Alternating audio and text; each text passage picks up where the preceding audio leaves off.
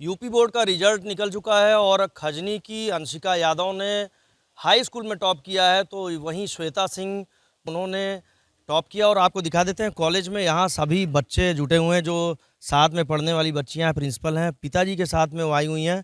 श्री प्राणनाथ साधना inter college Ratanpur पतरा, ये गोरखपुर का कॉलेज है। और यहाँ की श्वेता सिंह ने 12वीं कक्षा में पहला स्थान जिले में पाया है। और खजनी की जो अंशिका यादव हैं, उन्होंने जिले में पहला स्थान हाई स्कूल में टॉप किया है।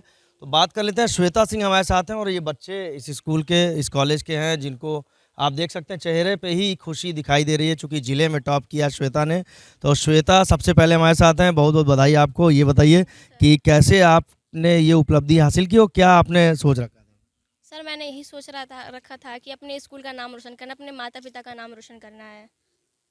और मैं ये आप अपना आगे की पढ़ाई करके मैं प्रशासनिक अधिकारी बनूं, इस समाज की मैं सेवा करूं।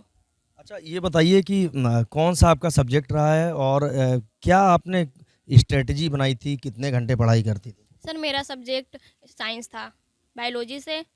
सर मैं सुबह उठती थी 4 बजे, अपने घर पे पढ़ाई करती थी, फिर कोचिंग जाती थी, वहाँ से स्कूल आती थी, फिर घर जाती थी, मम्मी की हाथ बटाती थी, फिर शाम को पढ़ती थी। अच्छा, ये बताइए आप स्कूल, कॉलेज किसको आप योगदान देते हो आपकी आपने ज़िले में टॉप किया? सोचा था कि मतलब ज़िले में आप टॉप कर जाओगी?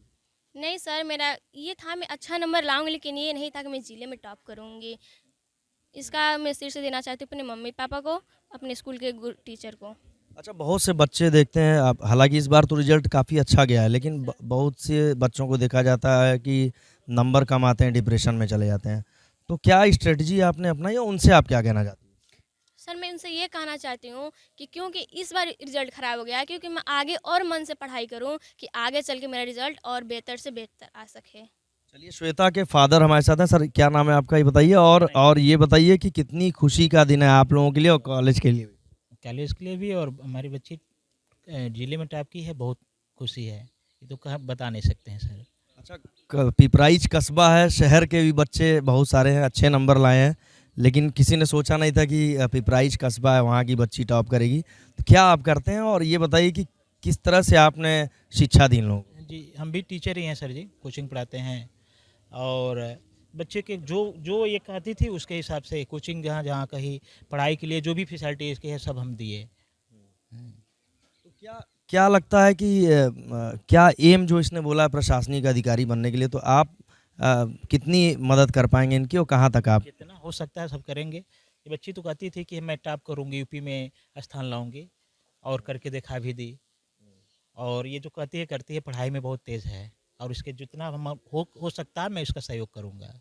अच्छा, आम तौर पे देखा जाता है कि गार्जियंस का बहुत दबाव रहता है, माता पिता का, कि नहीं यही चीज़ पढ़ो, इतने घंटे पढ़ो बच्चों के ऊपर, चूंकि सिलेबस भी आजकल का बहुत ज़्यादा है, बच्चों के ऊपर लोड ज़्यादा है। तो ऐसे माँ बाप से आप क्या कहना चाहेंगे? देखिए बच्ची के जिसमें मन लगा, देखिए कही कि मैं बायोलॉजी पढ़ूंगी, मैं बायोलॉजी, इसको हम तो कह रहे थे कि मैथ, लेकिन जब कही तो बच्चे देखिए जो मन करता है पढ़ाई में जहाँ जाए वो उसके हिसाब से करिए। अपना दबाव डालने से बच्चे वो नहीं वो कर पाते हैं, प्रेशर में हो जाते हैं। तो इनकी माँ गृहिणी है? हाँ, गृहिणी हैं। उनका और कितने आपके बच्चे कितने हैं? हमारे 3 बच्चे हैं, ये सबसे बड़ी है, उसके बाद एक बालक है और फिर एक बच्ची है छोटी। सबसे बड़ी ये है, उन लोग को भी पढ़ाती है, अपने भी पढ़ती थी, कोचिंग भी, मम्मी के हाथ भी बटाती थी। मम्मी की भी तबीयत तो बहुत ख़राब चलता था, लेकिन उनका भी खाना दाना भी बना के तब भी कोचिंग। सुबह 4 बजे जग जाती थी और 5 बजे तक नाश्ता पानी तैयार करके फिर निकल जाती थी कोचिंग के तो लिए। देखिए, माँ की तबीयत खराब रहती है, लेकिन उसके बावजूद श्वेता घर के काम करती हैं, उसके बाद अपनी माँ की सेवा करने के बाद पढ़ने आती थी। श्वेता, कैसे आप ये सब कर लेती हैं? सर मेरे अंदर था कि मैं जुनून में करूँगी तो करूँगी।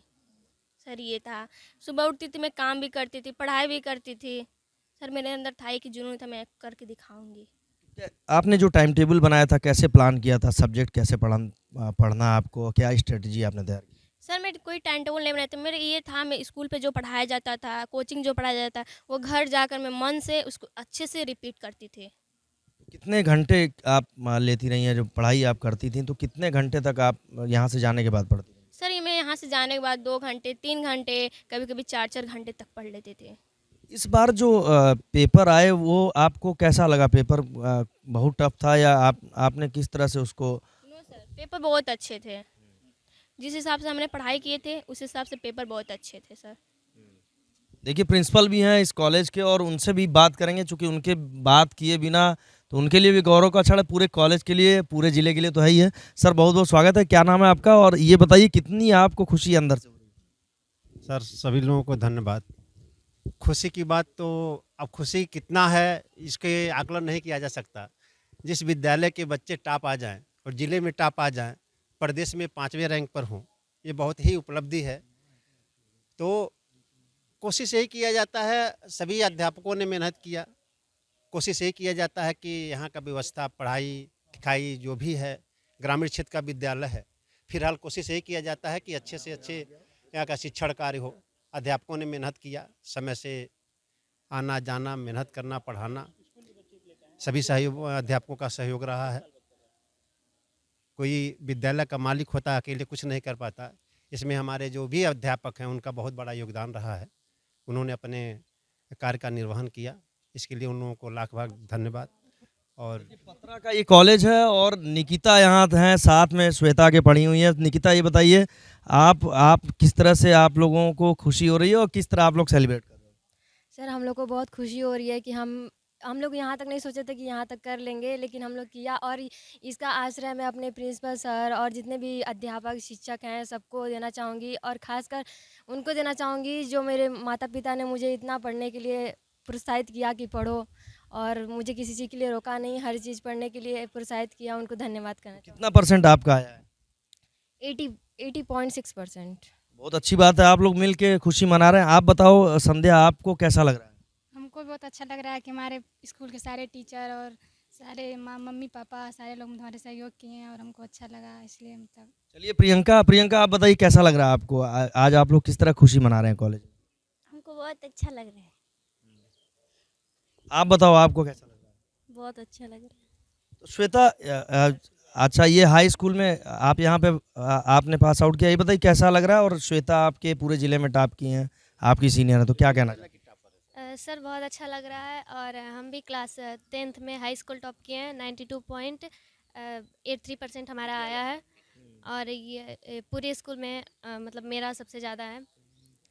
मेरा नाम सूर्यांशी प्रजापति है। सूर्यांशी आपने पूरे कॉलेज में टॉप किया है, तो दोनों आप टॉपर हैं, एक जिले की टॉपर और आप कॉलेज की टॉपर हैं, तो कैसा आप लोग लग रहा है? क्या स्ट्रेटजी आपकी रही है यहाँ बताइए? सर हम कोचिंग भी किए हैं और क्लास भी किए हैं, तो दोनों चीज़ मिल के मतलब कि ये हो पाया है। कितने घंटे आप पढ़ाई करती रही? एक टाइम टेबल बनाते थे कि हर सब्जेक्ट पे ध्यान देना है, किसी भी सब्जेक्ट को एक भी दिन छूटने नहीं देना है, वो सब टाइम टेबल बना के उससे पढ़ते थे। तो देखिए श्वेता और अंशिका जैसी तमाम बच्चियां हैं जो ग्रामीण परिवेश की तो हैं, लेकिन पढ़ने में होनहार हैं। घर के सारे काम करने के बावजूद एक स्ट्रेटजी बनाई और कुछ घंटे निर्धारित किए जो उन्हें केवल पढ़ाई के लिए देने हैं। घर के तमाम काम होने के बावजूद जिले में टॉप करके इन बच्चियों ने गोरखपुर का नाम रोशन किया। Neeraj Srivastava, ABP Live, Gorakhpur.